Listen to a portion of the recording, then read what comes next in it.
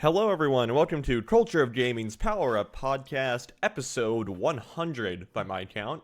I think you Yep. guys did 99 last Yeah, week. all Yeah, right. episode 100. Well, in true fashion, we don't have anything special planned for 100. It's 104 because that'll be 2 years. So anyway, yeah, I'm your host Taylor, and this week I'm of course joined by Anthony Dennis. How are you, sir?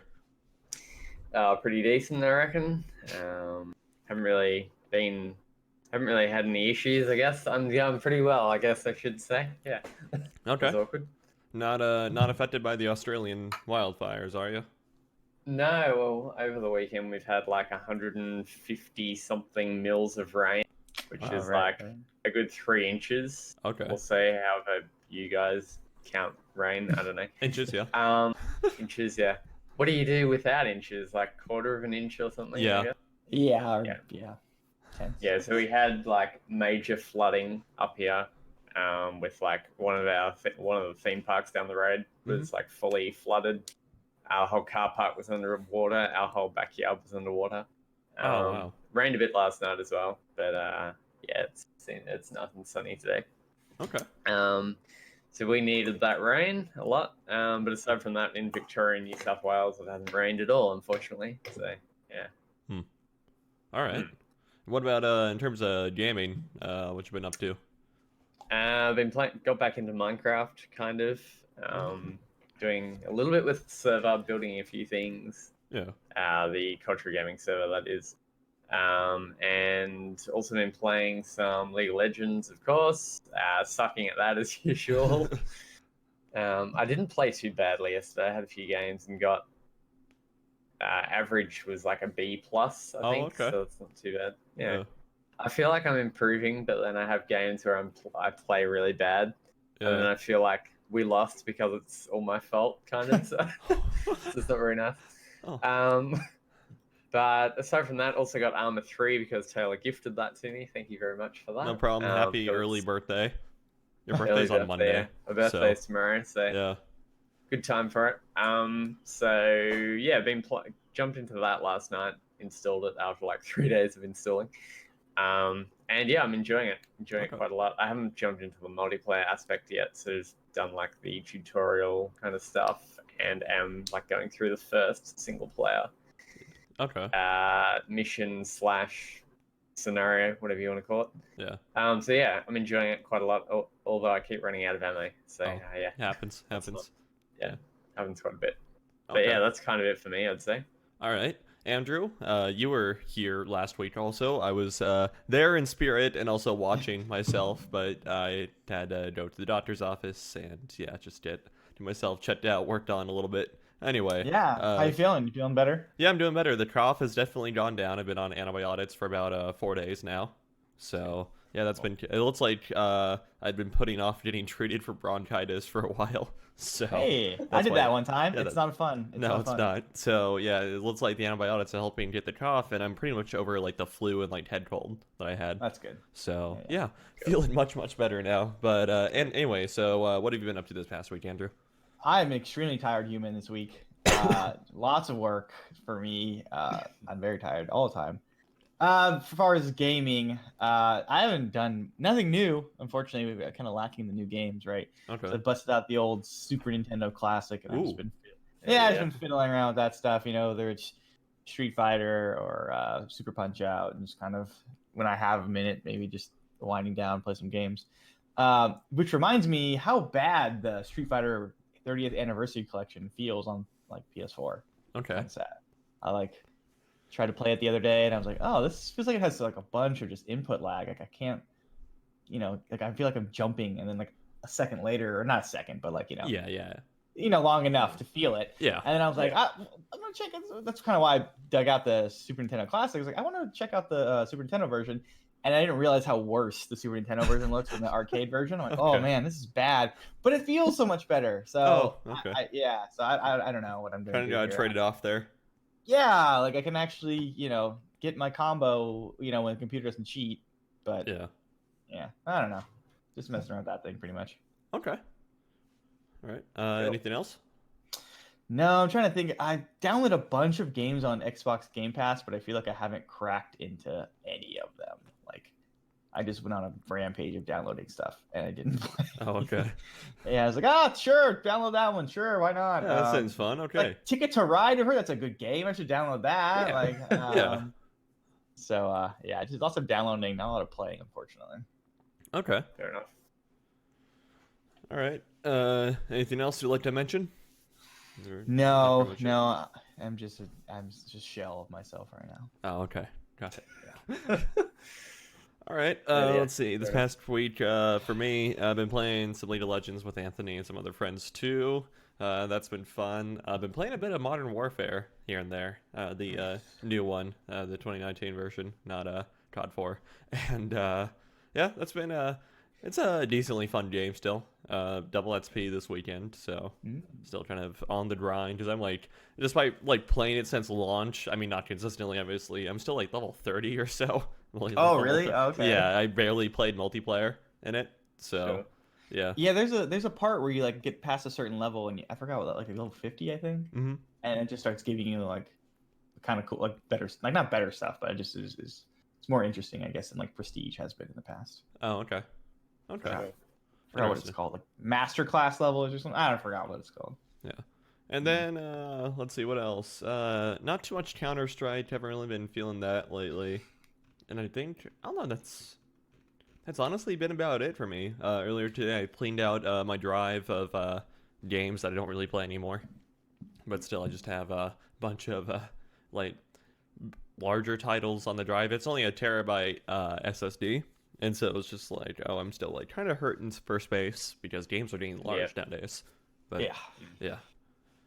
I get like a low disk space warning every day. Yeah. So it's like, what can I uninstall today? Yeah. You know, sometimes that's the way it goes. And then other than that, yeah, that's been about it. Uni started back up for me this past week. So been getting reacclimated to that and whatnot. So yeah, I think that'll about do it. So the main site is, of course, cultureofgaming.com. There you can find all the latest gaming news, opinion pieces, reviews, etc. We have the Game of the Year stuff slowly trickling out. And yeah, that's pretty much all I got in terms of planned content that I know of so far. And then let's see. We have two Facebook pages, one for the main site and one for the podcast here. They are facebook.com/cod.net and facebook.com/poweruppodcast, respectively. We have a community Discord, a link to which you can find on the right-hand side sidebar of the main site, which is, of course, cultureofgaming.com. On the community Discord, you can chat to everyone you see on the podcast, as well as, I'm pretty sure, every other COD staff member. And let's see here. Twitter @culture... Huh? Mostly. Mostly. Okay. Yeah. Okay, Twitter @cultureofgaming, but without an E in culture, and then Instagram @cultureofgaming, youtube.com/cultureofgaming, and mitzer.com/culture_of_gaming. I'm not even gonna mention the Twitch channel anymore. All right, so with all that housekeeping stuff out of the way, let's get into the gaming news. Somewhat quiet of a week, except for the past 2 or 3 days, I'd say. Where a few things is trying to start picking up. And so our leading topic today is going to be it's kind of a stretch as to what we would really cover as far as gaming and everything. And the only reason I put it in there is because like it has applications to us and other like media creators and everything, as well as, you know, the guy is a video game YouTuber also. So anyway, just jumping right into it. So there was drama this past week between a media company called Jukin Media and the YouTuber MXR, formerly known as MMOX Review. He goes by MXR nowadays. His main channel is basically, it's a Skyrim and Fallout mods channel, where he basically like finds like cool mods every week or so for Fallout 4 and Skyrim Special Edition now, and yeah, kind of showcases them, highlights them, etc. He's been going since 2011, and so he's been around the block a little bit. His secondary channel called MXR Plays, which started as a Let's Play channel, but in the past year and a half to 2 years or so has kind of evolved into a React channel where him and his girlfriend basically sit and react to funny videos that they find on like Reddit or Instagram or Facebook or whatever. and whatnot. So Sure. yeah, decently disclosureful bias. I am a fan of both channels and everything. I think they're entertaining people, and so yeah, you should go subscribe to them. I think they're decently funny and entertaining. Anyway, this media company, Jukin Media, which is in the business of, quote, licensing viral content and everything. So basically what it is that, like, they have this team of people, or it might be bots at this point, I'm not certain, who basically scour the internet for videos that are deemed, like, oh, they could go viral or whatever, or, you know, oh, it will gain a lot of viewership. And basically, they'll reach out to the author of those videos, you know, the person who uploaded the video, and like let them license it with Jukin Media, so that if people try to use their videos for another purpose or whatever, then you know the creators are, quote, protected, and you know the people trying to use it would have to pay like a licensing fee and everything. And you know that's kind of exactly where they went over to MXR with, saying, hey, in some of your MXR plays videos where you're reacting to videos and everything, those are juking videos, and so you can basically pay us a fee of like $50 per video or whatever. And I guess they racked up like a bill of $1,500 or so. Wow. Yeah, and so yeah. Things escalated from there. Jukin kept trying to leverage more and more money out of this guy and everything. And so, yeah, until they basically did a cry for help, which kind of rallied the internet and everything, and basically told Jukin to F off. And, well, a few days after that, MXR posted a video where he said it's just like, you know, can't really talk about the specifics, but a resolution had been reached with Jukin. And so that kind of brings us to the greater discussion of, you know, fair use and whatnot. You know, that fun term, yeah, copyright law. So, yeah, just a few, like, kind of talking points to bounce off of here.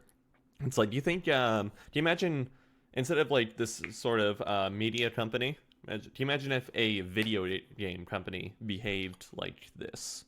I think that's a decent starting point.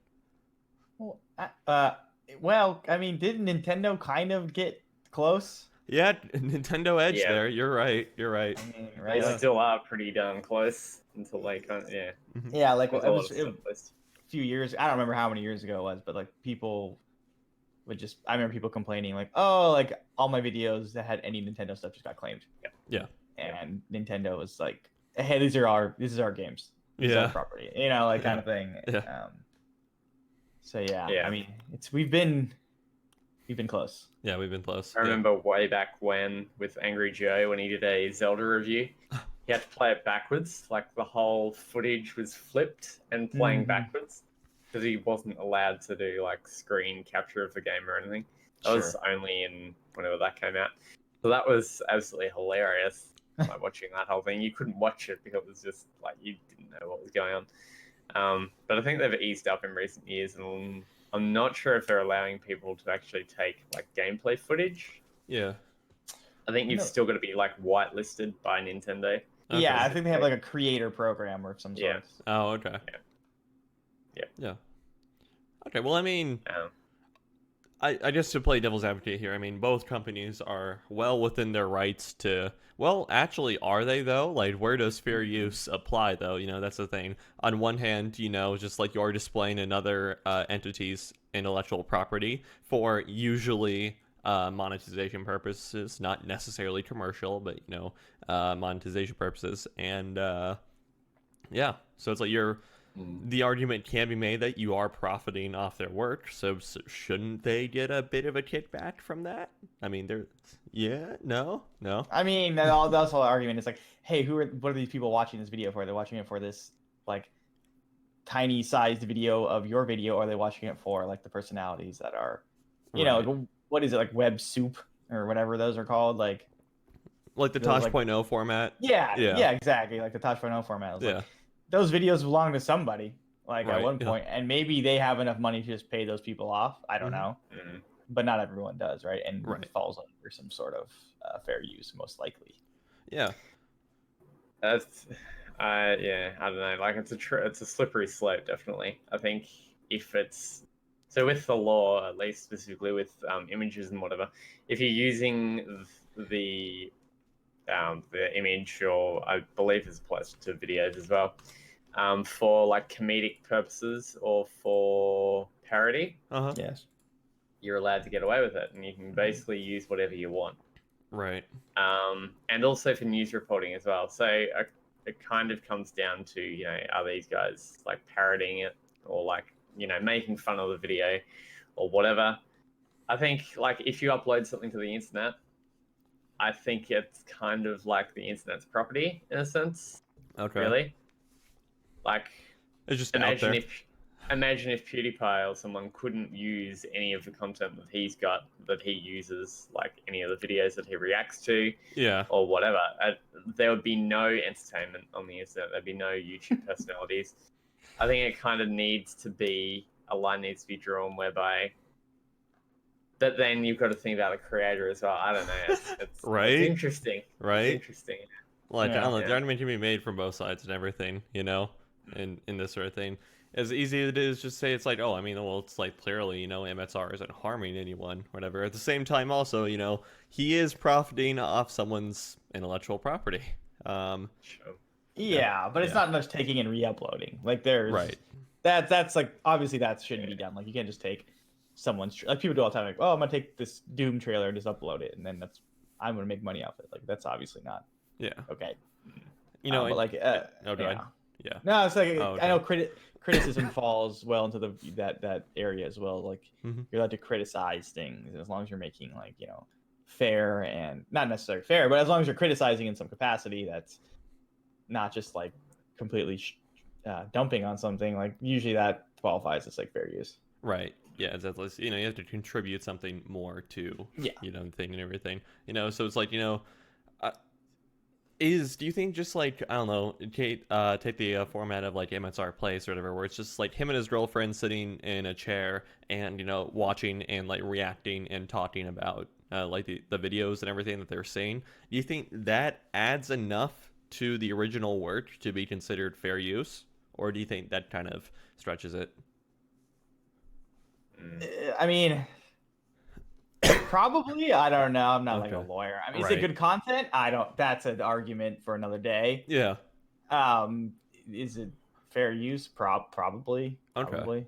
I mean, I mean, like I said, I'm not a lawyer. Right. But it seems if you're adding your own edits or you are like adding your own like personality / like show. I don't know what a good word for it is. Like, you know, your flavor to Okay. like Adding you know, some it's like a- seasoning to it. yeah, you know, like it's not Yeah. just like it's not a one for That's salt and one. pepper. Yeah. Yeah, It's it's not a some- 1-for-1 copy. It's there's things to be had from you know, these people, like not just them going like, oh wow, like maybe they're adding actual like, you know, we were watching something over something, which is fine. I think Sure, that yeah. that qualifies for sure. Okay. I guess.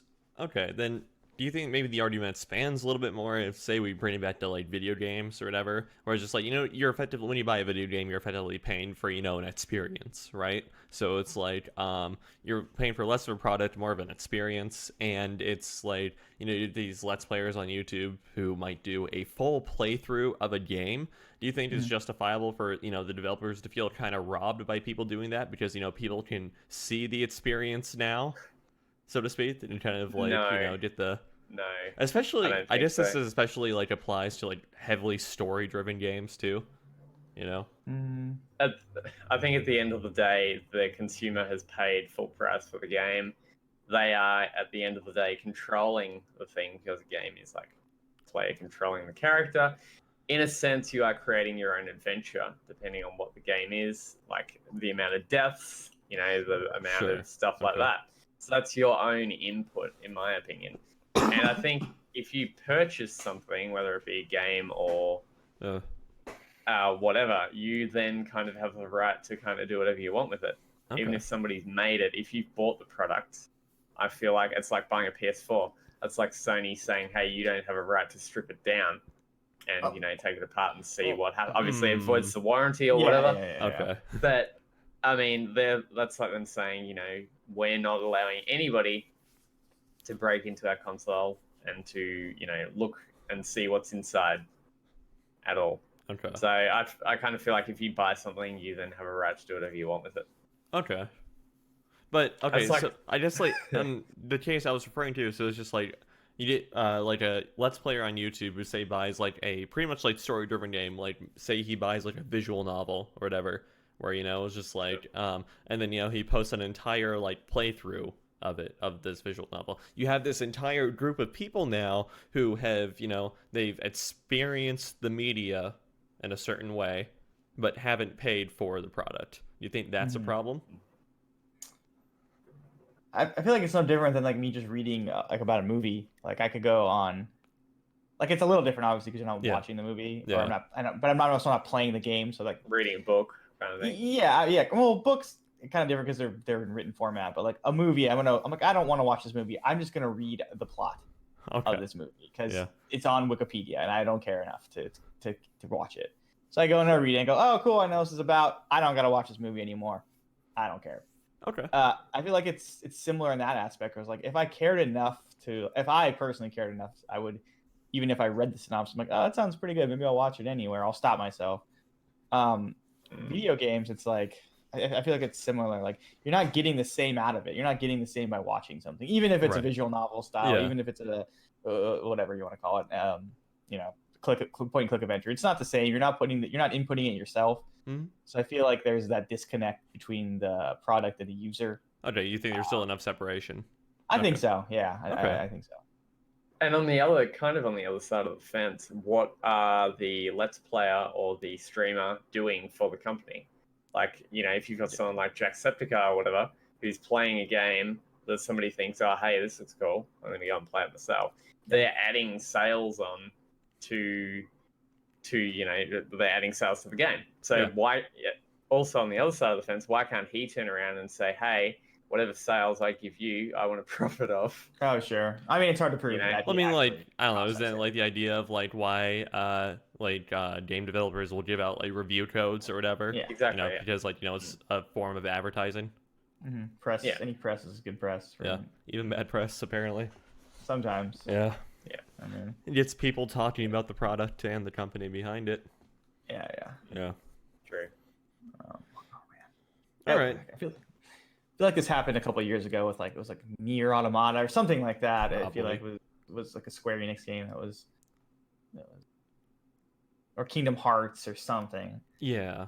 They're always in the headlines for getting all uptight about their embargoes, or you can stream up to chapter 2 but not past chapter 4. It's like what? Yeah, what was the game that like stream locked like that? I feel like I can't remember, but I remember there being a game. Oh, okay. I think it's a lot of Square Enix stuff. In particular, a lot of them do. A lot of Ubisoft games do. Actually, didn't like Naughty Dog lock stuff out on like an Uncharted re-release or something like that? It was just like, streaming has been like prohibited during this cutscene or whatever. Oh, yeah, probably. Yeah. Probably. Interesting stuff. Yeah. Well, none of us are lawyers, as we said before, and intellectual property law is very difficult to navigate, even if you are an intellectual property lawyer, from what I understand. So, yeah, it's interesting. It is kind of a slow news week, but I just thought, we could connect this just a little bit, and it is literally the biggest thing that happened this week, all things considered, in terms of like, enough collective people caring about something. So, yeah. Fair enough.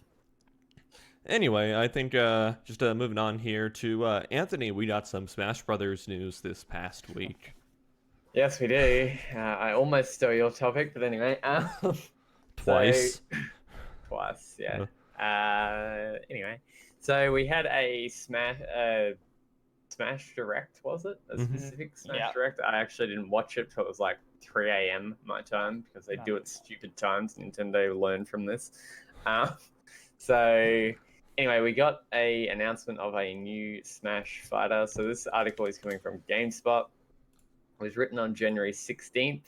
Nintendo has announced the final Super Smash Bros. Ultimate character as part of the first fighter pass. In a special presentation by game director Masahiro Sakurai, showed a short trailer announcing the new character, Blyeth, is it? Blyeth.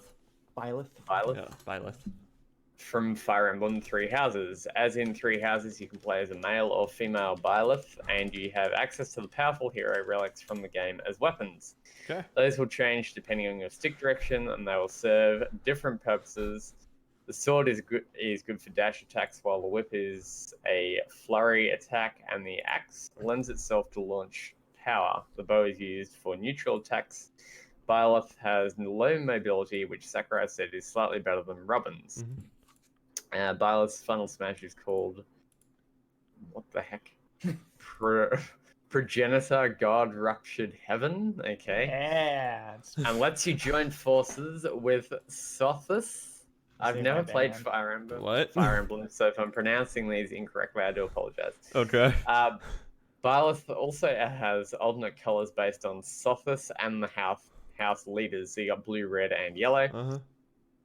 Naturally, Byleth will come alongside a new map, the Greg March Monastery. It features different parts of the iconic location with representatives from each of the houses hanging out together. The marketplace is members of Blue Lion House. And if you destroy the market booths, the stage expands. The reception hall houses Black Eagles house members, whatever. Blah, blah, blah. And yeah, so that's... Byleth will be available on January 28th for $5.99 individually or as part of the Fighter Pass. This is the 5th and final character as part of the Fighter's Pass, which costs 25 USD, 37 AUD, or 20 pounds. The other four have also included Joker from Persona 5, Hero from Dragon Quest, and Banjo-Kazooie, and Terry Bogard from Fatal Fury. And also some more Smash news. Oh my god. It just more never Smash ends. news. Yeah. It never ends. We'll get another 6 DLC fighters Smash will get, which is Fighter Pass Volume 2. Also, I will note that in this, did he actually like flip people off, or was that like a no? meme? It's a screen cap of him in the middle of a hand motion. Okay. Cool. That's fine. I'm confused. I was a bit confused about that. So Super Smash Bros. Ultimate's fifth and final Fighter Pass character, blah blah blah. So have they? Wait a second. So 6 more characters in total will be released for Super Smash Bros. Ultimate. Sakurai revealed, and one more than the first wave of DLC. All 6 will arrive by December 31st, 2021, according to Sakurai. And the fighters have also been chosen, although he hasn't shared any hints as to who they'll be.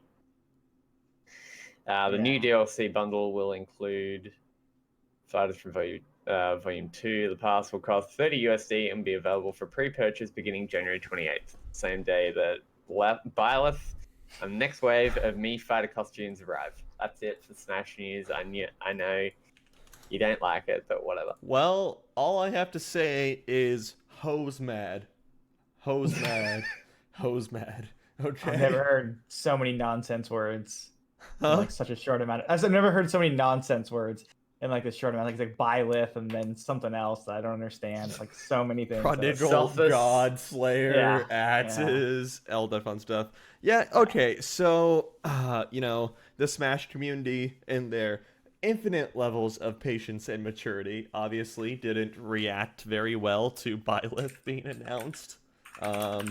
I for one am glad that Byleth actually was.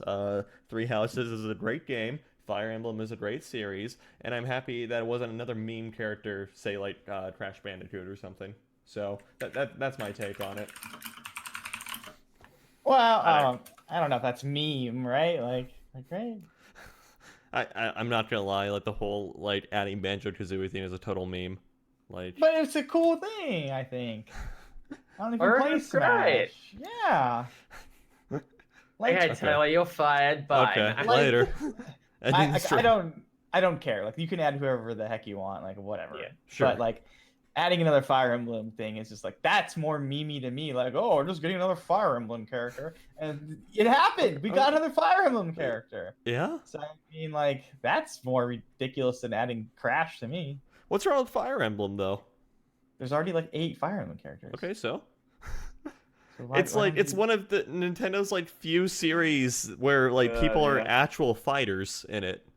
Yeah, how different are the characters like that different from each other? No, honestly. Well, hey, yeah. See, like let's just put another Pokemon in there, you know. Okay. Yeah. throw it in. Sure. Well, that's more interesting in my I opinion. don't know. No. Like if you put like a that Meowth or something, I don't know, something weird. Like who knows? Like that's more interesting than that. Like another dude or another like person with a sword is like kind of like, well, All I right. have a Not a sword. sword character. Cool. Yeah. And like the past was really cool. It was like Joker. They're all from different Yeah. like different IPs. Like no one was actually from a Nintendo property. I mean, right? Joker made sense, but I mean, Yeah, I mean, you know, at the same time, also, there's nothing that says they don't have to be a Nintendo IP. No, it just felt that way. Like the Oh, okay. way, Yeah. like it was like Hero and Terry Bogard and Joke. They're all just like from different games, platforms. You're like, like they're really branching out and like doing some cool stuff here. And then like to just have this like wet blanket of like a last character. It's kind of a bummer, I think. Okay. I mean, after Terry and after like Banjo, like. The only thing worse they could have done is like put a Battletoad in it or something, right? Like, yeah. Idea. I don't know. I'm just kind of happy to see like the greater Smash community slighted. Like as mean as it sounds and everything, but like I'm so just like you guys don't deserve anything because of the whole Waluigi thing that happened leading up to this game's release. So it's just like Sakurai makes whatever damn choices he wants. Okay. Yeah. You're right. He should make whatever he chooses. Yeah. I don't know. He wants another Lucina in Smash. We're getting another Lucina in Smash. Yeah, it just seems a little underwhelming. Yeah. Yeah, I kind of agree with you, Andrew. To be honest, like I don't play Smash, but it's like I reckon it's a bit of a, as you said, like a wet kind of blanket. Yeah. Yeah. Wet announcement. Like you've done all this cool stuff. You got Microsoft on board, and then you go and add a 7th or something Fire Emblem character. They put Cuphead as a like Mii Gunner. They made him as a Mii Gunner character. Oh, what the heck? That's I weird. know. It's like that's weird. Just put him as a real Put him character. in there. Yeah, really. He could figure it out, like how to make him not what? Yeah. not Mega Man, like right? Like we could figure that out. Or make him not like Game & Watch. Yeah. They could have added even like Ori to it. Okay. Sure. Yeah. I mean, anybody, honestly. Originally, Cuphead was a Microsoft exclusive, so they could have added like, because isn't Ori in the Blind Forest on Switch now? Possibly. I think it is. So they could have added, it/him, whatever it is, or she, to it. So I don't know. They could have done so much better stuff, I reckon. Okay. Maybe they're saving that for the next fighter pack. Maybe, right? Like they've already decided. It's funny. He was like, "I've already decided who they are. Do not ask me. Do not give suggestions. I already know who they are." So. You should have ended that sentence with, "And they're all Fire Emblem characters." Oh yeah. Oh man. Like that would have made everyone explode. Probably. Oh man. Yeah. So okay, really quick, are they selling another fighter pass, or is it gonna be part of the same fighter pass? I believe it's a new one. Pass. Okay, it's a new one. Yeah. Fighter Pass Volume 2 for $30. Mm-hmm. Got it. Or $6. $6 a character? No, It's like 5 or 6 a character. Yeah. That's not bad. Okay. Nah, it's definitely. If you play Smash, they already have like 80 characters. So I mean, like. Yeah. If you play that game, you got a lot of options. Yeah. I'm still waiting for them to add like Doom Guy. I feel like it's a little bit brutal. What's the quote Sakurai did? A lot of people. It was just like Smashes for good boys and girls or whatever. Oh yeah, something like that. Yeah. A lot of people. That's why he didn't put like Mai in it. Yeah, exactly. She was a little bit too scandalous. Yeah. Could see that. Weren't people originally thinking that Dante or someone was going to be in it? Yeah, that was another I strong rumor. I saw some rumors about Dante in there. I don't know why, but there was definitely rumors. Is he a good boy? I think the games one of the games came to Switch. I think is why. Okay. Sure. Or I think we need to drop this whole like prerequisite of a game coming to Switch, meaning like the characters for a game, though, right? Like it doesn't. Yeah. I feel like it opens it up. Oh, okay. You think there's like a stronger possibility? Well, I mean, then obviously they've worked with the developer or the company to get their game on there. They're not gonna get a game that. Well, I guess Joker's on there. He's not even. Well, isn't only Persona 5 Scramble on There's Switch? some like dancing all night game or something like that probably, but not like traditional. No, which is weird. Just like I don't know, Persona would translate really well on the Switch. It's on Switch or in the Blind Forest. Yeah. Okay. So, okay, is I don't want to say speculation for the next 6 fighters, but you know, I'm kind of hoping we'll see a Zant in there from Twilight Princess. I think he'd be cool to have in there. Yeah, I'm gonna see Master Chief in there. Yeah, no, I don't know about that one. Maybe a little bit too I brutal. I don't know how, like, he doesn't really have any melee moves, you know? So Yeah. what do you do? Just full on assault rifle flat out, just Yeah. constantly? I mean, I mean, Joker's that's what, got a like- block, so Yeah, Yeah. but like he kicks and stuff, so. Like Mega Man is like does that too, though. He just shoots little pea shooter. I wonder if we'll get a Solaire from Dark Souls. He was rumored for a while. He has his own amiibo Oh, 'cause also. he has an amiibo. I don't think so. I think that character is like kind of like not deep. I could be wrong, but like He's pretty shallow. He's pretty shallow. yeah, okay. So like I feel like you'd be a stretch Yeah. to like try to give him a move set and all that good stuff. Yeah, I don't think it could work out all that well. Well, I don't know. I guess if they didn't make like the Wii Fit trainer work, they did probably make Solaire work. So, That's true. because there's a literal fitness instructor in the game. Yeah, forgot about that. Yeah. Yeah. She's not in this one, is she? No, she is. No, Everybody's here. All the characters. Yeah. Oh my everybody- goodness. So. Everybody's here. I see like what's his name? This like the Fallout boy. Not the band, not the Boy. band. The Vault Boy. Yeah, the Vault Boy. Okay, Yeah, that'd be great. He could do anything. That'd be Just make him funny. do whatever. that'd be funny. I think that'd be pretty good. Oh dear. Because I mean, Bethesda works a lot with Nintendo as well. So I don't know.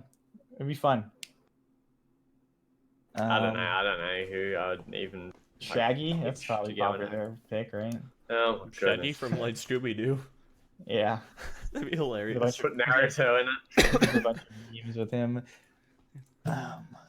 Yeah, I'm trying to think who else. My brain is not working very well, but yeah, I don't know. Whoever they do, I'm sure they'll do a good job. They always do a good job, like finding a character that seems to work and like putting a good move set to it. So I don't know. They'll Is do your it. screen bright enough there, Taylor? Yeah, sorry. Yeah. Anyway, I don't know. Like, I can't. Aside from like Master Chief or Doom Guy or someone, I can't really think of anybody who would go well.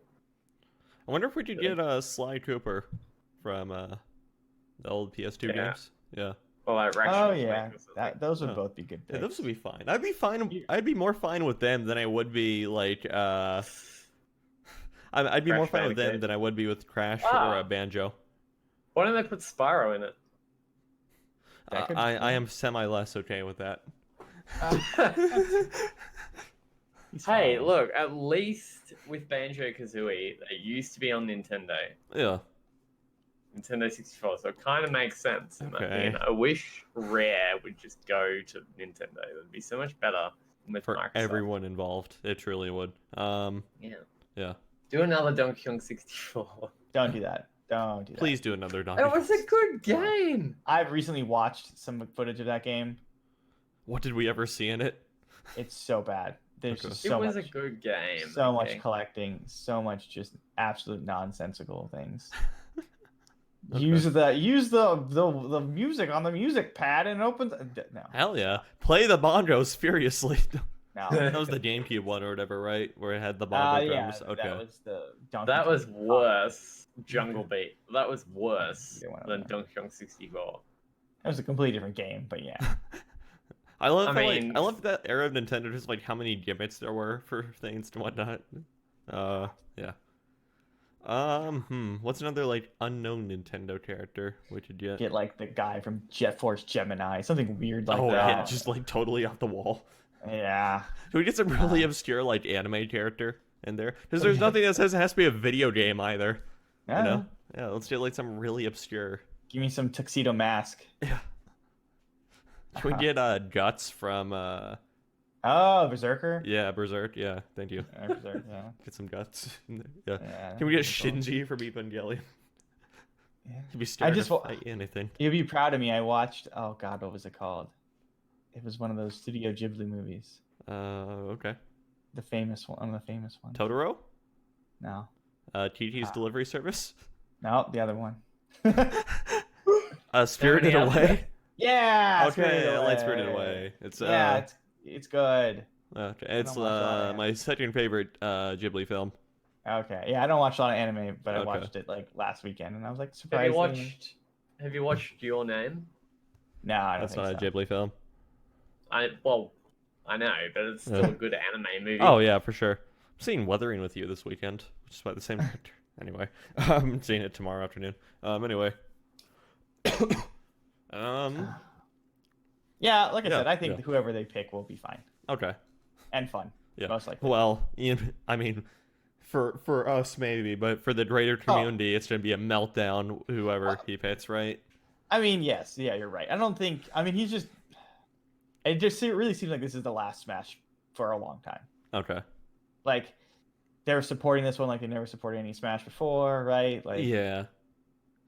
it's like getting 2 years worth of like fighters, even though it's like kind of spread out and I'm not very consistent. Yeah. So I mean, that's kind of a bummer, but at least they're getting new content, right? And Yeah. it just seems like maybe next Nintendo platform, this one will get ported, and that will be that, like with all the characters. Like, Okay, so you think they're just gonna keep building off of it? that seems like it, right? I mean, if Okay. they like the engine, then they probably just keep going with it. I mean, Yeah.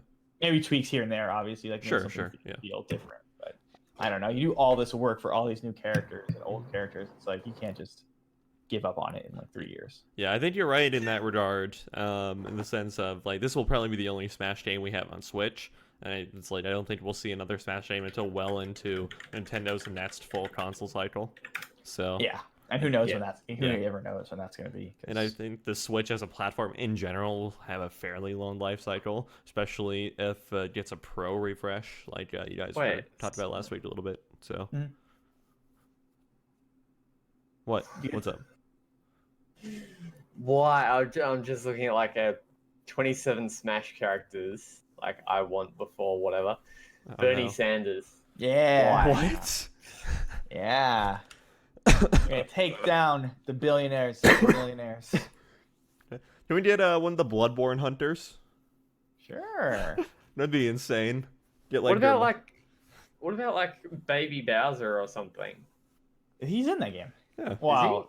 Well, Bowser Jr. Yeah. Oh, okay. I don't know. Yeah.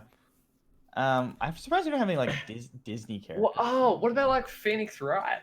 Oh, That'd that'd be cool. That'd He be just awesome. screams He's in people to death. Yeah. He's in Objection. he's in Ultimate Marvel vs. Capcom 3, Mhm. and Oh, like no. his whole gimmick is like you have to collect enough evidence. Oh, okay. Like once you like collect the evidence, like you're significantly more powered up and stuff like that. It's pretty, Yeah. pretty silly, but like kind of fun. Yeah. Yeah. I don't know. I'm trying to like to see a little bit more of Atlas representation in Smash. We have Joker. I want to see someone from Catherine. I think that'd be fun. I feel like Nintendo probably doesn't like Catherine as a video game. I don't know. I mean, What about like this is another one. What about the Amaterasu from Okami? Okami. Yeah, that'd be cool That'd work. actually. That would be really cool. I think Also, that'd Marvel vs. work. Capcom 3. be okay. Wait, is she really? Yeah. Oh wow, that's insane. Yeah, she is Capcom. Okay. Hmm. Huh. Interesting. Yeah, Andrew, I feel like you're right about Catherine, but at the same time, also Nintendo is the platform that you can play it uncensored. So Who knows, right? Who Yeah. knows? I don't know if you heard me. I said I'm surprised like any Disney characters in it. Oh yeah, maybe we could. Yeah. I don't know, not necessarily Disney. Maybe we could get like Sora from Kingdom Like Hearts. like a yeah. Pixar thing or something. Yeah. I don't know. Which brings me to a great point. I think I know who the next one should kick off. Okay. We just got a skin in Fortnite. So we should just give him a character in Smash Bros. Oh now. no. That's Ninja. We should just give him his own character. He can curse at little children for one of his taunts. His taunt is just like him screaming the infamous clip. Yeah. Yeah. Yeah. I don't know why I found that so funny. It'd be funny to have in a Nintendo game. What about like Professor Layton? That could also work. Okay. Yeah. Sure. Maybe I don't know. Maybe one of the surgeons from Trauma Center. Just Guiji. That'd be a good one. Yeah, that'd be good too. Um. Hmm. Yeah. Okay. Think. I don't want to say I don't want to speculate any further because it's fun, but we could go on all day. You know. Oh yeah, Yeah. Sakurai's already decided on the net sits, it's and true. so yeah. Yes. Well, it's in his hands now. So. Yeah. Yeah. I wonder when that man will retire. Oh, I don't know. Like, I don't think he Never. physically has it in him to do another Smash game after this one. Like, development cycle from zero sort of thing, you know? Sure. Yeah. Yeah. He just seems to keep going though. Yeah. All right. Anyway, so moving on from all the Smash stuff, Andrew, let's talk about another big player in the industry, Sony. Yes. Okay. So we were ahead of the curve, I think, or we said we probably weren't going to E3 this year, Mhm. right? Yeah. And Yeah. Sony was like, "Hey guys, we're not going to E3 this year." You cut yeah. out, but cool. Sony is not going to E3 this year. Again. Yes, You're saying again, that. they Okay. copied us, and after last year, they decided they don't want to go anymore. Much like They us. heard guys. all of our horror stories. They didn't want to be homeless. Yes. Exactly. Yeah. They copied us. We were trendsetters about not going to E3. Yeah. Sony was like, yeah, it's a good idea. But yeah, basically that's just the gist of it, right? Sony is skipping out on E3 this year even with their like console launch, which is pretty interesting. Right? Yeah. Yeah. So I don't know. Hmm. This kind of sounds like maybe E3 is He's dead. it's coming maybe coming to an end sooner. Well, at least E3 as we know it. Maybe I should Yeah. put it that way. E3 as we know it is probably kind of On its ending. way out. in the next couple of years. It's kind of interesting that like the only money of the big three that E3 gets now is from Nintendo, because Microsoft has their own thing and their own theater literally across the street, and then Yeah. Sony is not here anymore. So anyway, Yeah, I mean, you're still gonna get like Microsoft and Phil Spencer being like, "Oh, we're going to, whatever it's called, E3." Mhm. Sorry, I'm looking something up. But I also, yeah, Yeah, 3. I also feel like I think Phil Spencer is like part of the ESA. Oh, okay. Oh. The plot thickens. Or like he's on the board or something like that. Yeah. So that kind of makes sense why Microsoft wouldn't be skipping. I could This be is wrong. the Entomological Society of America. That is not what I want. Here we go. Entertainment Software Association. Yeah. So yeah, I don't know. I think it's interesting. I think Sony's, Nintendo hasn't been there for years technically, Yeah. or at least conference-wise. They're on the floor, but they're not there like on the conference. They're on the conference floor, Yeah. right? But they But don't they're not, have. pre-show. Yeah, they don't have their own pre-show thing or their own. They do their own like the direct or whatever. Yeah. Microsoft's the only big one that still does it, like the conference or whatever around the same time. So I I feel don't like Sony will just like do this year. We'll do a Nintendo Direct like what they did last year, even though it wasn't that good last year. But I feel like they'll probably just slot it in where they used to be. or like a couple days before, maybe even get out in front of everybody. Yeah. I mean, I feel like if they did it kind of during the event, it might go over better. Like they might get more views on it, and like it might kind of feel like E3 then. Yeah. Well, it's interesting. So I looked at members of the ESA and everything, and Microsoft's on there, Bungie's on there, PlayStation is on there. So yeah, which is I guess Sony. Yeah. Still part of it, but Mm-hmm. I guess you got to be part of it to attend it, don't you? Perhaps. yeah. Hold on. So, but yeah, I think like as Andrew was saying, I feel like E3 is kind of coming to an end as we know it. I feel like it's probably going to turn into more of a. I kind of feel like it's going to turn into more of like a Fortnite kind of event in a sense. How like they do the Fortnite World Cup, where it's going to be influencers and like Oh, sure. tournaments and that kind of stuff. Yeah. So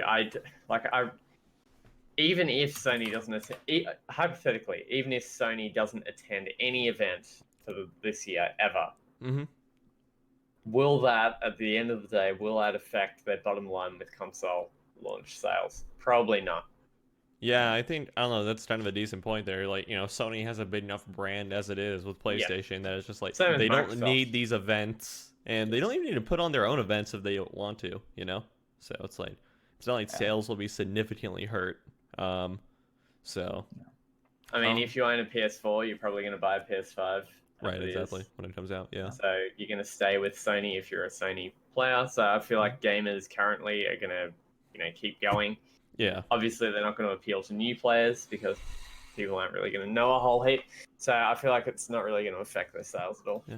It's one of those things where it's just like, I don't know, it's just like such a large brand name like Sony will even get like mainstream media attention that, even someone who doesn't follow gaming news will know that there's a PS5 coming out, later this year probably. So when that gets all announced and whatnot. Yeah. I wanted to read real quick some of the statements Mhm. Sony made. Sure. So just after a thorough from Sony, after the evaluation, SIE, Sony Entertainment Europe, I think, Okay. or Sony Interactive Entertainment. Sony Interactive, yeah, that's it. Yeah. I decided not to participate in E3 2020. We have great respect for the ESA as an organization. We not feel the vision of E3 2020 is the right venue for what we are focused on this year. Which kind of leads up to Anthony's point of like maybe it's not like B2B anymore. There's weird influencer stuff and all that stuff. Yeah. They did kind of say that like just after E3 2019, they put out a whole statement of what they're like planning on doing and cutting back on B2B. There you go on. Yeah, and then they just went on to say like our focus is on making sure fans feel part of the PlayStation family and have access to their favorite content. We have a great lineup for the PS4 and a launch for PS5. Yada yada yada. Nothing too crazy. What I got a kick out of was the ESA's their statement, which is on their website. You can find this on their website. Oh, I will read it verbatim, just so that we can hear this, whatever it means. Yeah. E3 is a signature event celebrating the video game industry and showcasing the people, brands, and innovations redefining entertainment loved by billions of people around the world. E3 2020 will be an exciting, high-energy show featuring new experiences, partners, exhibitor spaces, activations. Activations? What's my almonds are activating? Okay, let's go. The chicken tendies are being activated. And programming that will entertain new and veteran attendees alike. Exhibitor interest in our new activations is getting the attention of brands that view E3 as a key opportunity to connect with the video game fans worldwide. Andrew? Was it? You and I went to E3 last year, right? You and me. We did. We were there on the floor. We were there, right? Yes. In our experience, what would you say got activated? Like, did you ever feel activated when you were on the show floor? No. No. Our accommodation was not activated. Right. Man, I think that's like a marketing term. I believe. I don't know what exactly it means. What? Can you please ask your significant other to sneak that into the next Ubisoft press release? I think people would know. Say just like, it's like whenever they announce like the year 5 pass for Rainbow Six, and I'll be like, this year 5 pass will activate you like no other pass has before. Yeah, I believe activations I refer interacting with like people like that's what wait a second. Product. So this is off Google. Product activation is the act of verifying protected electronic data and involves the required activation by the consumer shortly or directly. Yeah, that's like activating a PC. Like, wait, what? I think it's like checking in, like I'm trying to see if there's a marketing term. Yeah, like interacting via like check-in or like something like you have to like verify that you're like interacting with it. I think I don't know. Like I said, I'm not a Yeah, so here you go. Brand activation is the art of driving consumer action through brand interaction and experiences. In simple terms, the key aim of these sorts of campaigns is to get consumers to act. it's So it's like a a what's it called, mission statement.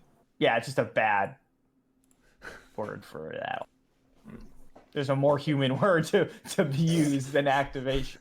I'm going to get authenticated with Google servers. What? Yeah. I am Terminator. No. Yeah. I don't know. It E3 was fun. Yeah. Yeah. Oh, Yeah. E3 was fun. Wink, man. wink. Yeah, it was. It's not what it used to be, which is fine. Things Right, evolve, yeah. things change. It's whatever. It's part of the industry. Things like die. Video games themselves have changed, right? We don't Yeah. sit there and get a cartridge and just that's the game, right? We can Right, patch yeah. it and all that stuff. What patch would we apply to E3? Oh, it needs a lot. It needs like It needs a rework. 100 gig patch. It needs a rework. Because like not everyone gets to go to E3. Like it's a public-ish event now, right? Yeah. And we were on the floor and there was so much empty space. Yeah. They were just like you could buy stuff on the floor, which you can, there's not but more than Artist Alley. Like you could just buy a bunch of stuff on the floor, which screams to me like more of like a consumer consumer trade show than like it does like a B2B. like a B2B or press thing. Mm-hmm. Which is what it used to be, by the way. It used to be like a press only event. Right.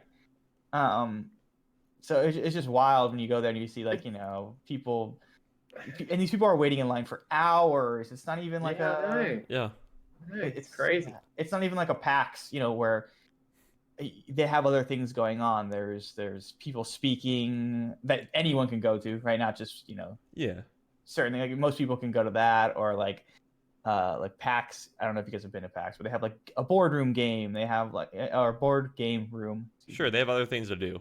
Yeah, they have like other stuff, community effort to Doesn't I think like DreamHack does like bring your own computer and it's a giant LAN party at like PAX or something. Yeah. Like even Evo has like a bring your own like console section. Okay. Where people just like bring their monitors if they want to bring a CRT. There's like the infamous Hello Kitty monitor that's always like yeah. And like people just sit there and they like, play games. Like they section off of like they want this community to like interact with each other and like play games. Whereas like E3 is not. Well, maybe it will turn into that, but it was not that. It was just, So I think the issue is like the year before last. It was they were introducing like the public to the event for the first time. That was the year before last, so 2018. And then 2019 was kind of their first big, because in 2018 it was kind of capped, so they were kind of testing it out and seeing how this is actually going to work. 2019 was their first big year for like consumer only. So true. I think they've still got, if they're trying to switch over to a consumer kind of event only, then maybe what they should do is have like a year or two off, rework the whole event, and then come back and be like, this is, we've got Fortnite, this, that, everything else.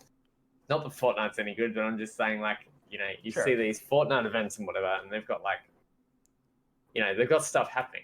Yeah. Like Fortnite was like the biggest booth like at E3. Right. And when you think about it, it's like this game is a free-to-play game that is not new. Right. Yeah. So like, why is this the biggest booth? I mean, I get why it's the biggest, because it's like the biggest thing in gaming, right? But like at E3, when like there's other stuff to be interesting stuff to be had, it's like, well, no, this game that we all know is there.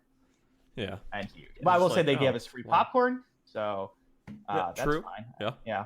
True. I'm okay with them now. Yeah. All Ron's Epic has ever done, they made up for with free popcorn at the Fortnite booth. Yeah, it was. No, it was salty. tasty. It was actually tasty. Popcorn. I liked it. It's very good popcorn. Yeah. It's how you win me over. Just popcorn. Yeah, popcorn free stuff at the booth. Yeah. So I don't know. We did so many other like gaming events like later in the year, like in the fall season, kind of. From like September between November. There's so many things that go on. There's the Tokyo Game Show. There's Gamescom. Yeah. There's usually a PAX in there somewhere.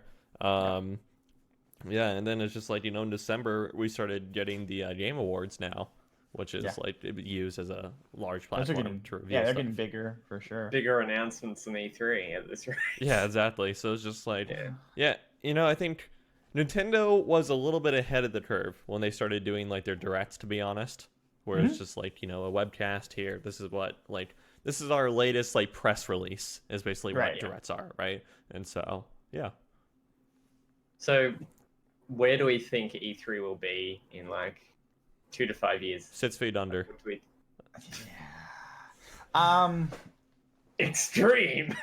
yeah, unless they do something drastic, I could see. I don't know how long their Their days are numbered, let's put it like that. their like release on like the building, like like how many years they've Yeah, signed up sure. for. Yeah. Probably are already paid for in that aspect. So however how long they have left, probably Yeah. on that contract, Sure. because it was not. A, it wasn't a good show last year, I don't think. B, there wasn't much to see, like hands on. Yeah. The food was so Like- expensive at the convention. That too. Like, I mean, that's convention, right? That's Yeah. and like you got like, what do we get? We're gonna have a bigger Bang booth now. Oh, not like that sounded bad, but a bigger Bang Energy booth. There we go. Yeah, there we go. More Yeah. louder music and all that stuff. More girls. Yeah. Yeah, more people just chucking Bang Energy drinks at people's faces. Like, just what a nightmare that could be. Wow, I mean, my internet just completely crapped itself. Okay. I like dropped to 1 bar and I couldn't see anything. Oof. Yeah, good old Discord. Yeah. I don't know. Like, I could kind of see it turning into like an indie event in a sense. You know, like a good something- really quick. I'm gonna let you finish, but a good first step to reinventing themselves would be not doxing the media attendees Yeah. like True, 2 weeks yeah. after. Anyway, all right, sorry. True. Yeah. Anthony, go ahead. I also wanted to add as well, like I've spoken to a couple of people who attended like the pre-shows and like the live shows and whatever. Yeah. Apparently, the biggest event there, like during the pre-show, was the EA booth. Oh, had the no, most that kind of people made there. sense actually. Had Yeah. the most people there, and what did EA churn out? Nothing. Right. It was played some Apex FIFA. Legends or something. Yeah. I think Apex was there, but it was quite small. It was like the Madden booth was the biggest booth in the E3 section. They And it's probably like- had, go ahead, sorry. What's so good about Madden? Like, why? I don't. Well, Probably okay, has so a- remember, like FIFA Esports accounts stuff. for like 50% of EA Yeah, revenue year over year, just FIFA. So yeah, Madden's probably high up there as well. yeah, the entire Not- EA Sports division is probably the most profitable in EA right now. Oh yeah. And they had like their influencer, whatever sports people there, and this, that, and everything else. And it's like, I guess if E3 goes down that route, they might get like more people attending. I guess because it's like star power driving it. Yeah, Yeah. I feel like they mentioned that. I was like, oh, like what, like the lamest things. Like, let's get a famous basketball player and we'll play NBA 2K against him or whatever. And it's like, who cares? Like, that's the most boring thing you could do. Like, Exactly. Yeah. and People love it. Apparently. you know what? We'll just get Henry Cavill to play video games. Or apparently, he loves games. Yeah. I mean, yeah. PC gamer. I know it's so annoying to see that headline everywhere, but it's fine, I guess. Wait, you're just jealous. No, no. I have a PC. I'm not as handsome as him, but you know what? It's fine. Yeah.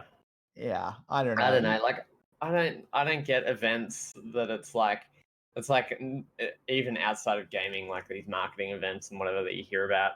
It's like, hey, this famous guy's there. Who Yeah. cares? I want to learn what's coming out. What are you doing? You know, what's going on in the industry? Not some famous dude that's got his face plastered over everything. Right. I don't care about that. I want to see. Was a good example was Supernova here a couple of years back. Like, we've got this comic/gaming event, and it was all like this. I can't remember what his name was, but this one guy was like had his face over absolutely everything, and it was like this. I think he was out of Doctor Who or something, Oh, sure. and they had the biggest attendance they'd ever had, all because this guy was going to it. It's like, It feels like famous.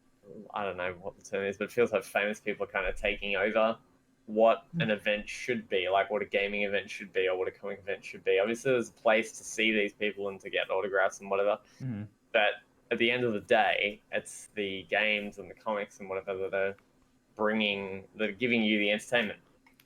Yeah. Really. Yeah. So, anyway. Yeah, come to think of it, I don't think I've ever met someone that was just like, oh yeah, I wasn't gonna play Fallen Order, but then I saw like Jessica Alba playing it or whatever. And I was like, oh Sure. yeah, that's an instant buy for me. Yeah. Yeah. I mean, Yeah. it's the same reason like you see Matthew McConaughey. I don't know what car. I don't want to slander his name and get his car wrong. Yeah. But like a Mustang or whatever. It's like a Buick or I don't remember. Yeah. Hold on. But like he, or whatever. Like that's the thing. Star power is star power. People use it all. It's nothing new, and it'll never go away. Fortunately or unfortunately, however you want to look at it. But, it was a Lincoln. What was that? Yeah, it was a Lincoln. Yeah, with Matthew McConaughey. Yeah. I don't know. I think there's definitely a spot for like star power and whatever. That's important. But obviously, I don't think there is. I want them completely out. Hollywood, go back to making garbage movies. You don't want. Well, okay.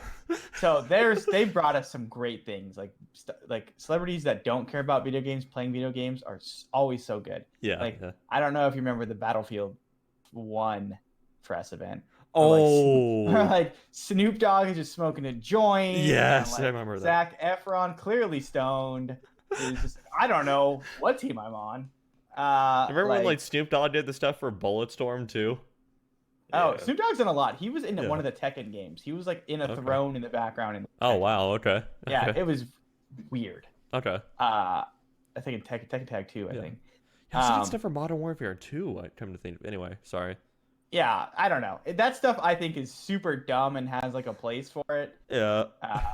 But like Anthony said, like just selling like, oh, E3, we're gonna have like I mentioned, Henry Cavill will be here, cosplaying as like The Witcher or something silly like that, right? You're just like, oh, okay.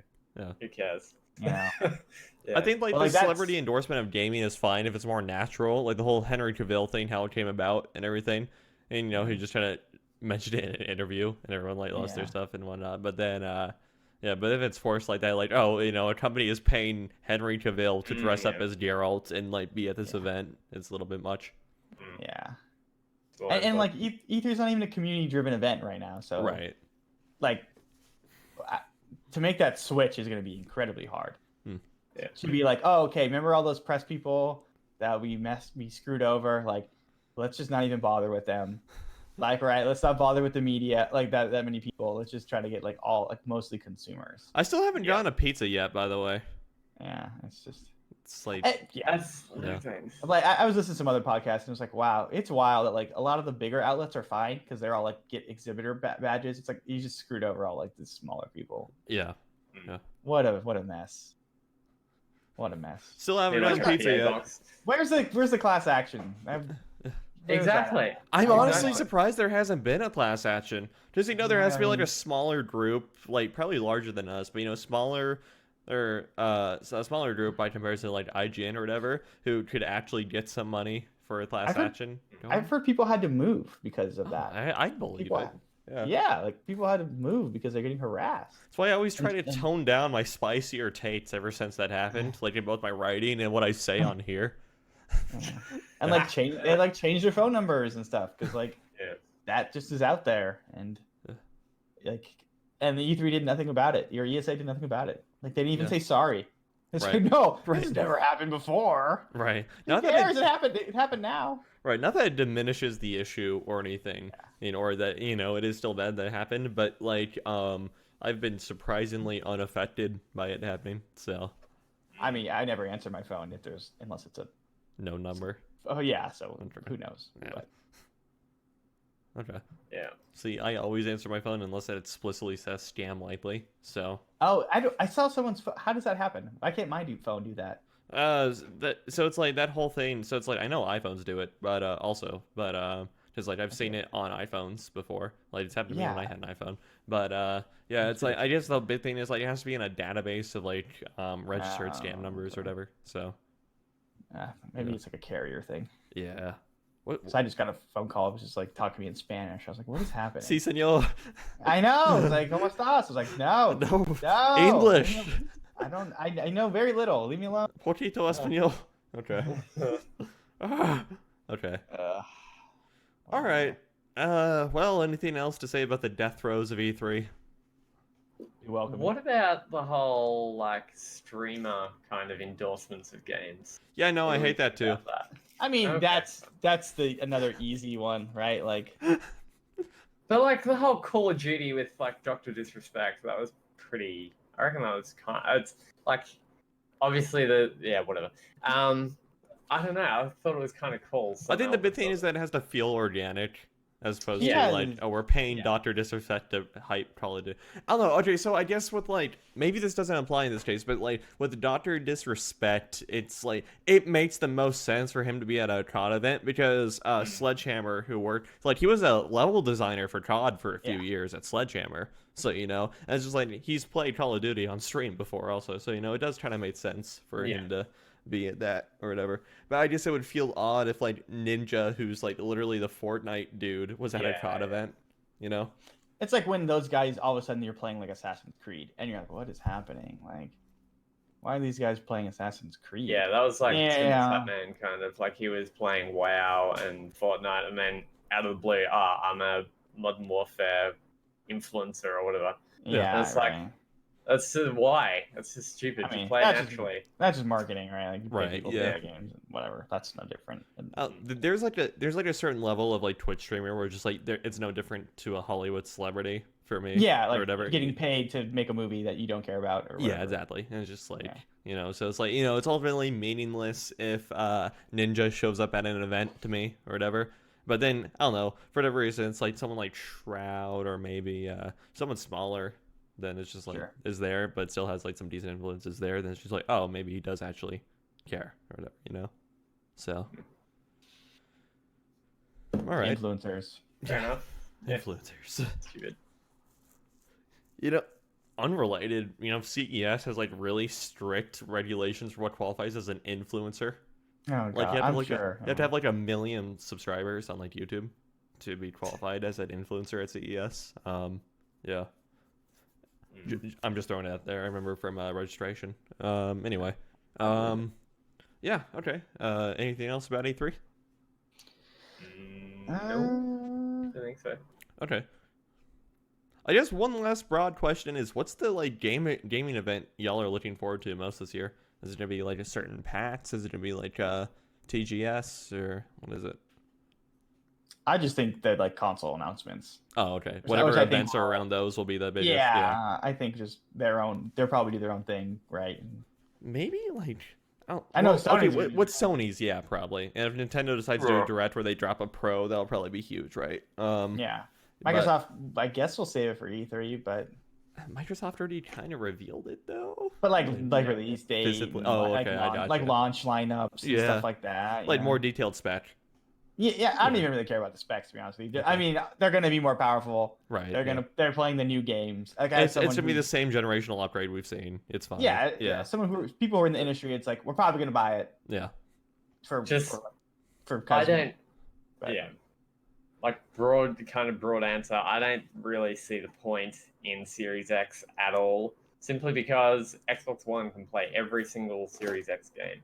So what's the point? For like At launch, 2 for like years 2 years, or like 2 whatever. Yeah. Yeah, 2 years. But like, what's the point in releasing a brand new console? It's going to cost half a grand, and then when a last gen console can kind of play it, it's an Xbox One X. Sorry, Xbox One X. Let's look at how great that was. So flopped. I think the big thing is that like it's to give people time to transition over and everything. Yeah, there's definitely two sides of the coin of like, Yeah. well, why aren't my games being made with this in particular, but also like the people are like, oh, I'm glad they're not forgetting about us. I think that's also I can't- somewhat representative of like the computing hardware slowdown that we've had since around 2015 or so. So Sure. yeah. I kind of feel like that's kind of them shooting themselves in the foot though a bit because I mean, it's totally possible. like they're trying to kind of appeal to too many people in a sense, so they're kind of losing sight of like sales and money at the end of the day. Because with the One X, that lost money.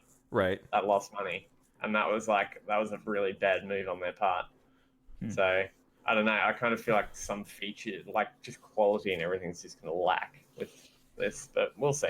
I think one thing to understand though is that like Microsoft like doesn't want to necessarily, I don't want to say doesn't want to, but doesn't need to, nor is trying to make money on the consumer side of things and whatnot. So it's like, as weird as it sounds, just like Microsoft operating something at a loss or whatever, or having a particular product and an aspect operating at a loss is fine or whatever.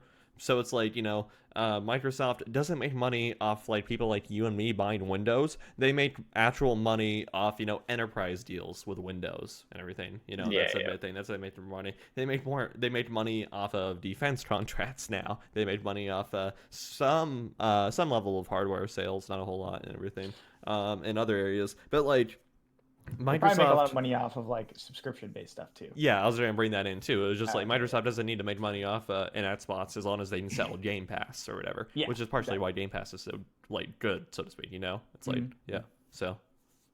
I just feel like they're going to have like a bit of a confused identity as well. Oh, okay. It's this like kind of like prime example with the One and the One S and the One X, and like that was just confusing. Really, like sure, it's a more powerful console, but you can still play all the games on your last gen, all that kind of stuff. It's just like, I mean, I feel like they need a more like pointed approach. Okay. To kind of selling stuff, if that makes sense. Get aggro, get a little bit aggro. Exactly. Be aggressive. Yeah. Be aggressive. Exactly. Like there's no harm in competition. Right. Sure. You guys have all PCs though, and you could just play it on your PC. Right. Yeah. Coming from an Xbox One, and owning a PS4, like I feel like with the 360 and the PS3 and everything, that was aggressive. That was aggressive marketing.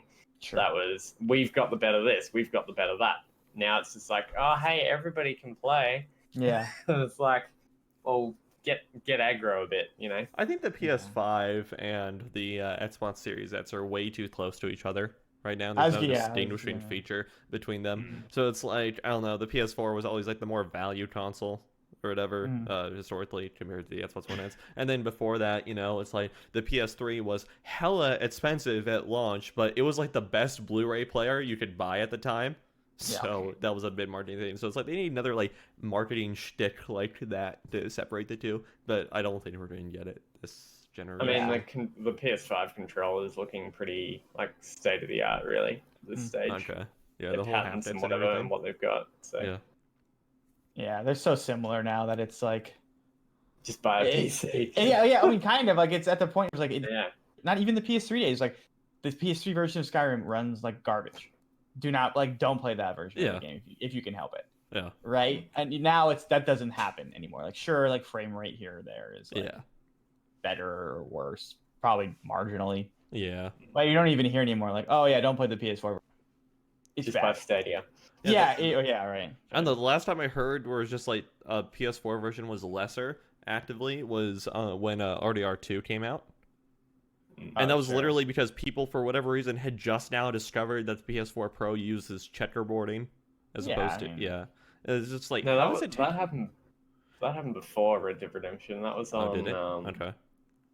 Yeah, that was on some other game. I can't remember what it was called though. Oh, okay. That's the last time I remember it. Sure. Okay. But even that's so marginal. It is. Yeah. It's just like okay, no one's gonna tell the difference. Like your eyes probably can't really tell the difference that. I mean, well. you're on 30 FPS, so you're not going to tell anything. Right. Exactly. Yeah, and you have to have this very nice TV too. Like a lot of caveats in between all these things. Yeah, it's like, dude, you're not seeing it. Sorry, you're just And if you are okay, like good for you. Like, I'm sorry, we didn't get the better version or whatever. Yeah. If it really means that much to you, get an Xbox One X. Okay. Right. Like, yeah. And, as much as I didn't like the game, I will say like the technical experience playing RDR2 on a PS4 Pro was fine. Yeah, I played it on a base PS4 and didn't have any issues. I don't think. Yeah.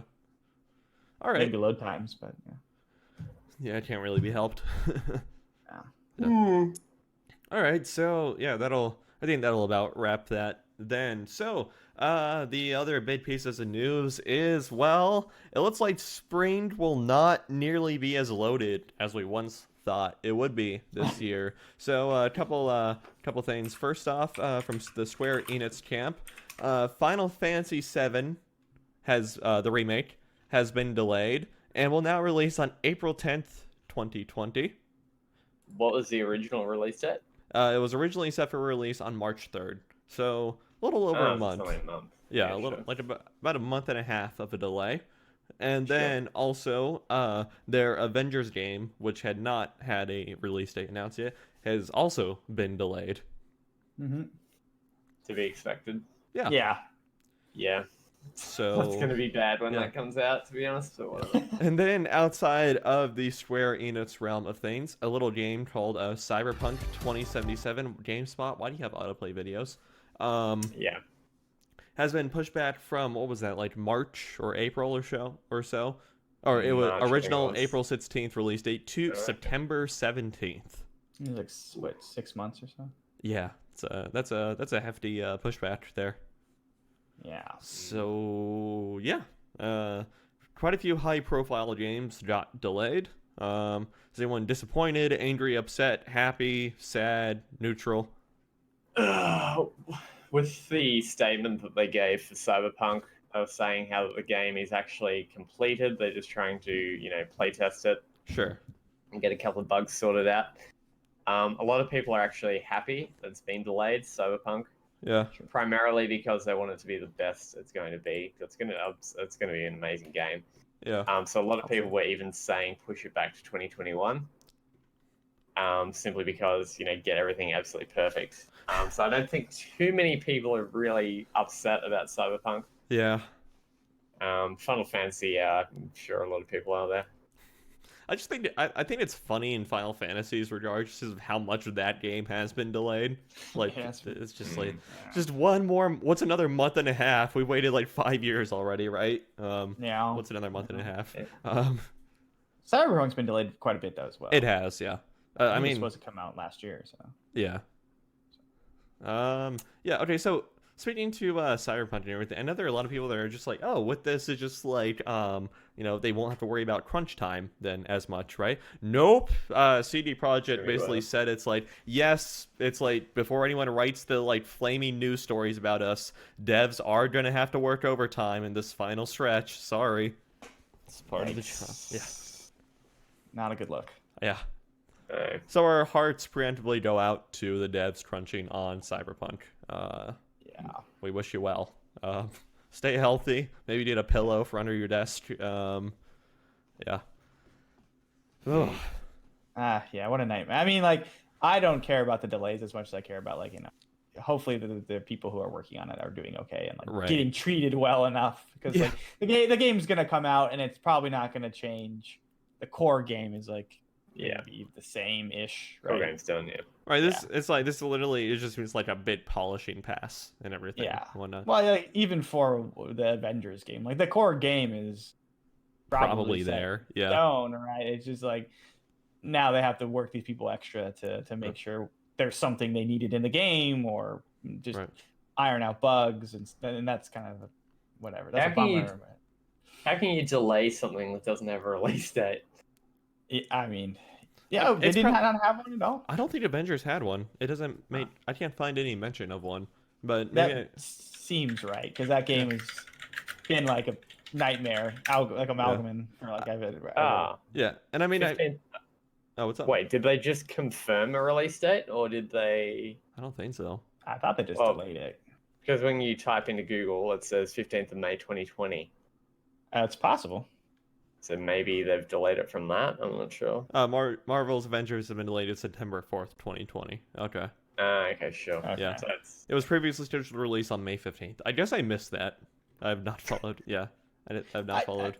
That game is just something. Yeah, it's something else. Yeah, it's so weird. no one wants it. Oh well, I think no one wants it because they've just shown off so little of it, and not what they have shown has not looked fantastic. So. Yeah. Um. that People are game like, could just be canceled for. Another Too late now, another apparently, Okay. what's Yeah. it called? Another licensed game that's going to be added to the pile. Yeah. It, yeah, yeah, Yeah. yeah. Yeah. No. Eh, eh. Just. Yeah. Well, Nobody. okay. Do you guys think this also got delayed because of the new console? For What? first? Cyberpunk or? Okay, Cyberpunk Like, or well, either or. When you think about it, like, okay, these games. Well, if we delay it, we can maybe get like more time to work on the new gen version. Anthony then, was telling me before the show that supposedly CD Projekt Red doesn't have plans to make Cyberpunk 2077 on the next gen, which I find an absolute load of crap, by the way. Like, there's no way you like develop and release a game so close to a new console cycle that. Well, this was I- coming from an interview, so Okay. I guess theoretically, if these new consoles were where are we? backwards compatible, which we're not quite sure yet, right? Yeah. Then you could put your game out on PS4 or Xbox One X, and then And be okay. and be fine, because then Yeah. people who buy the new consoles are like, oh, I haven't got around to play. It'll work anyway if I just put the disc in here, right? Right. Yeah. I Well, assume doesn't that matter. the Series X is completely backwards compatible with the One stuff because I think would back to say that so. Phil Spencer tweet a few weeks ago where it was just like, oh, I have a Series X at home. It's been my primary thing. What Series X game is he playing? You know? I mean, Right. well, yeah. So, But yeah. So I mean, if we were to assume these are backwards compatible, I guess it wouldn't matter, except you wouldn't get a shiny new box that says PS5 or Right. Xbox Series X. God, what a bad Xbox Series X on it. It'll just say Xbox on it, probably, right? yeah, it will be. Yeah, it'll just be Xbox. May I say something? Maybe. As of Oh.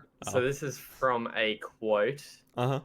As of right now, Cyberpunk is heading for PS4, Xbox One, and the PC. Nothing has changed in regards to And those Google plans. Stadia. CD Projekt Red CFO, well, I'm not pronouncing his name, said on a teleconference call held to address questions about the new release date. We're going with the same plans that we set. CD Projekt Red joined, blah, blah, blah. Was always designed for PS4 and Xbox One. We are thinking about the next generation, but for now we have no plans on that. He's not written well, but for now we are focused on the current generation. That plan is still valid. Okay. When was his interview?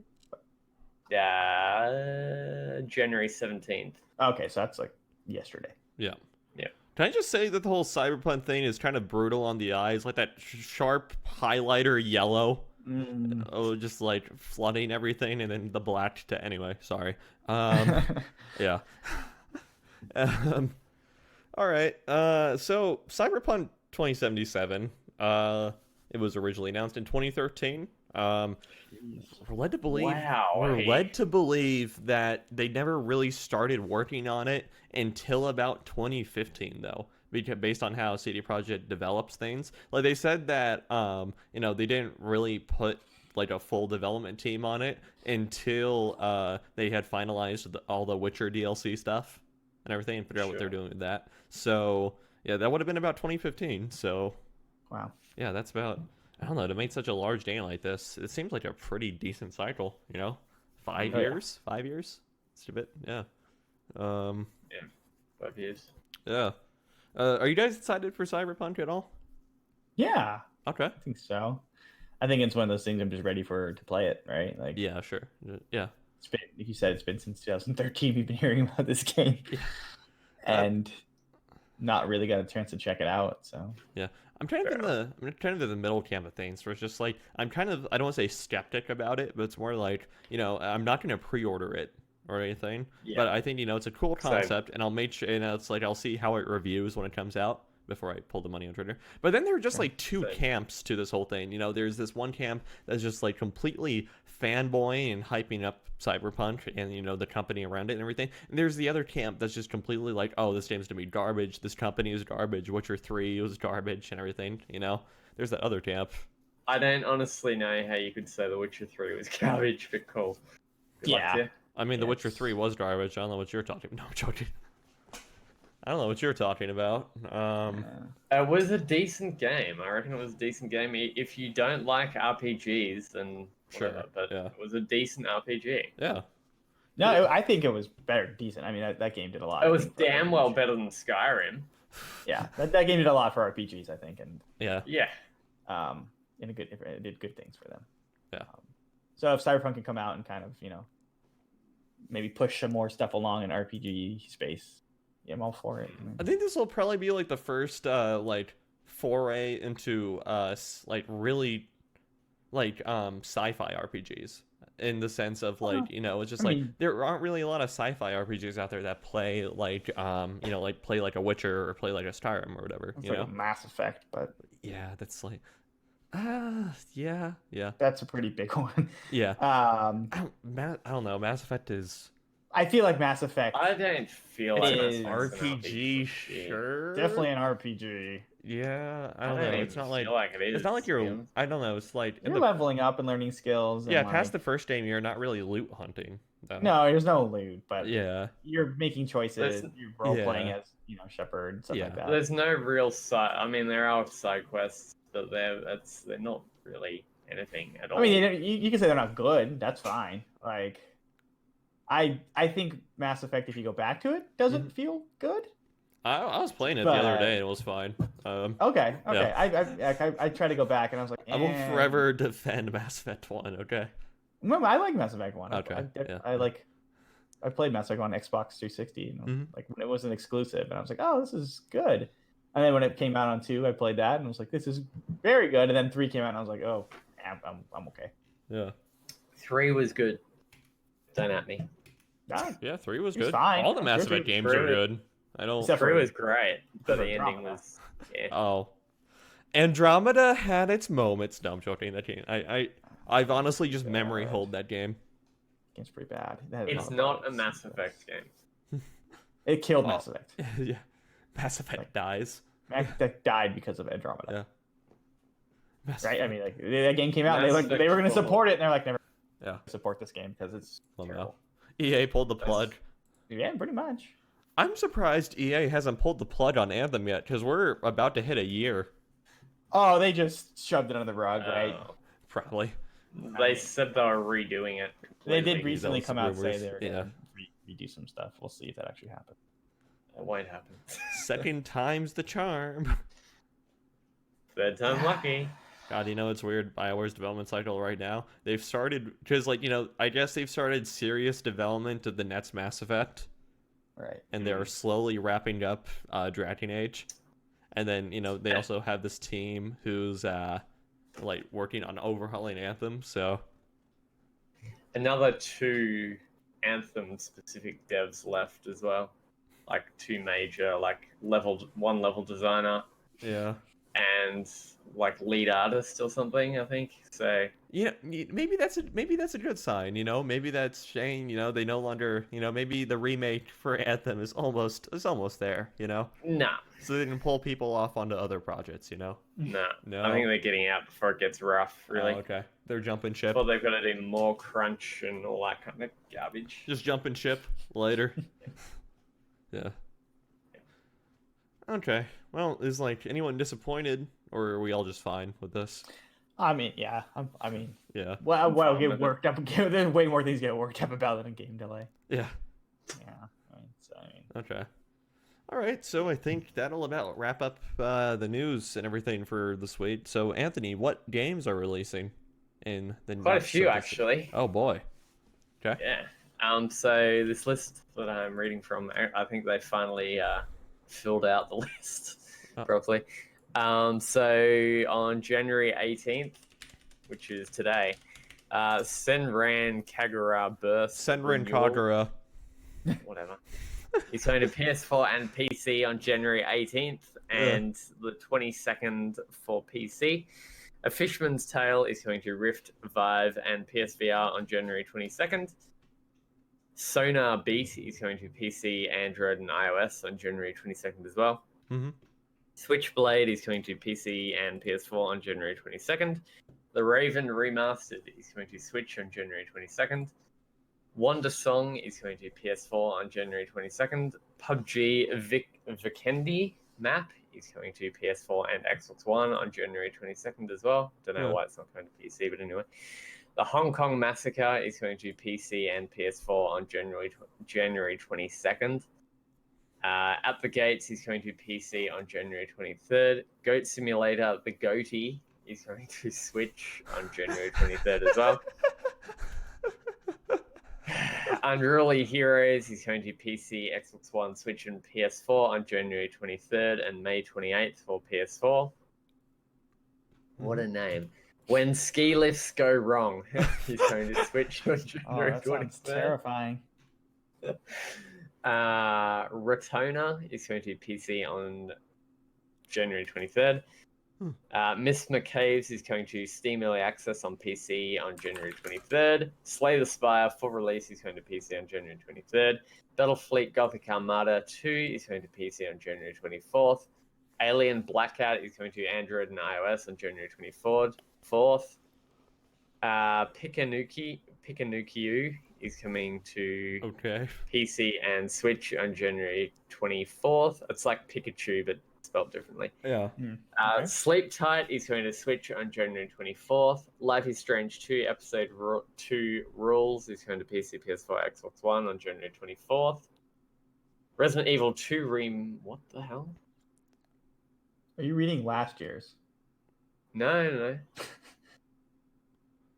What is going on? I think they've put some. Okay, I'm not reading anymore. Okay. Because I think they've put some last year's in. Because I was gonna say Life is Strange definitely came out. Yeah. Last year. What? Oh, so they got 220. What the hell? Okay. They've got two 2020 lists. That's strange. Okay. Yeah. Anyway, whatever. That's all good. So games are coming. Stuff. Yeah. All right. Games are coming. Yeah. All right. So, Andrew, where can people find you on Twitter? You can find me on the Twitter at Doronsky, DRONSKI, Instagram as well. I'm there. Awesome. Anthony, how about you? I am at SameAntman19. I don't really tweet too much, but if you're wanting to get in contact with me, you can do so through any of the site's social media, because that's what I am in charge of, apparently. Okay. Yeah, that is you. Yeah. All right, you can find me at Infurious7809 on Twitter. That is at INFERIUS7809. All sorts of fun stuff happens over there. Talking about anime, talking about video games, talking about movies, all sorts of stuff. All right, just kind of general thoughts on life, the universe, and everything. So, yeah, hit me up over there. And, of course, as I previously mentioned, you can hit all of us up in our COD community Discord. And it looks like we have, like, a community Minecraft server going now from time to time. Yes, or maybe that's a goal or whatever for it. All right, cool. So, yeah, hit that up when that server is up. And, yeah, other than that, is there anything else anyone is just dying to add or talk about? No. Okay. Well, with that, I think that'll wrap up the episode. So thank you all so much for tuning in, and we will see you guys next week. Same time, same place, same channel, same everything, and we'll see you guys next time. Thank you so much. Bye-bye. Later.